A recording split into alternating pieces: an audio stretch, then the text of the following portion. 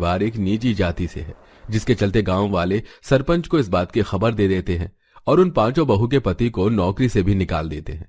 और अब सरपंच कुछ गांव वालों के साथ इन 5 बहू की झोपड़ी के बाहर आता है और सभी को बाहर बुलाता है। अरे तुम लोगों की इतनी हिम्मत, ये जानते हुए भी कि पूरा गांव ऊंची जाति के लोगों का गांव है, फिर भी तुम लोग यहाँ पर अपना बसेरा करके रह रहे थे। अरे निकल जाओ यहाँ से। हम पर रहम करिए, हम लोग कहाँ जाएंगे? बड़ी मुश्किल से हमने यहाँ पर अपना बसेरा किया है, हमें यहाँ कुछ वक्त और रहने के लिए मोहलत दे दीजिए। हम सब आप लोगों के सामने हाथ जोड़ रहे हैं, हम पर अत्याचार मत करिए। पूरा परिवार सरपंच और गांव वालों से हाथ जोड़कर यहाँ रहने की भीख मांगता है, लेकिन सभी गांव वाले मिलकर उनका सामान उठाकर इधर उधर फेंक देते हैं और साथ ही साथ उनकी झोपड़ी भी तोड़ देते हैं।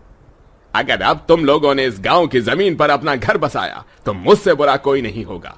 इस बार तो बस घर तोड़ा है, अगली बार पूरे घर को जला दूंगा, और सिर्फ घर ही नहीं, तुम सबको भी।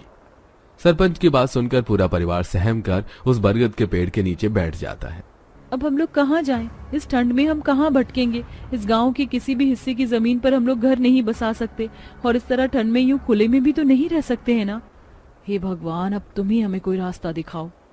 पूरा परिवार बैठकर रो ही रहा होता है कि तभी नम्रता की नजर बड़े से बरगद के पेड़ पर जाती है। वो बरगद का पेड़ काफी सालों पुराना और बड़ा था, जिसके चलते उसकी शाखाएं भी काफी ज्यादा लंबी, मोटी और मजबूत थी। सरपंच और सभी गांव वालों ने हमें जमीन पर घर बनाने से मना कर दिया है, तो क्यों ना हम इस पेड़ की शाखाओं पर अपना घर बनाएं। लेकिन हम पेड़ की शाखा पर घर कैसे बना सकते हैं? ये शाखा तो काफी कमजोर होगी, इस पर तो चढ़ते ही ये टूट जाएगी। ऐसा नहीं है, ये पेड़ की शाखा है, काफी ज्यादा मजबूत है। इन पर हम एक छोटा सा कमरा, बाथरूम और रसोई बनाएंगे, जिसमें हम सब आराम से रह सकेंगे। नम्रता की बात सुनकर जैसे ही 5 भाई उस बरगद के पेड़ की शाखाओं पर चढ़कर देखते हैं तो उन्हें पता चलता है कि वो शाखाएं सच में काफी ज्यादा मजबूत हैं। और अब अपनी पत्नियों के कहने पर उनके पति पास के जंगल से ढेर सारी लकड़ियां काट कर ले आते हैं। वो जो 2 लंबी लंबी शाखा है ना, उन पर हम रहने के लिए 2 कमरे बनवाएंगे, और उस नीचे वाली शाखा पर रसोई और उस तरफ वाली शाखा पर हम लोग बाथरूम बना देंगे। चलो अब सब काम पर लगते हैं।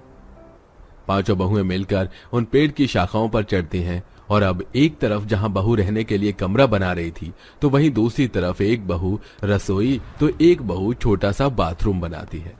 मेरे ख्याल से इतनी बड़ी खिड़कियां ठीक रहेंगी ना?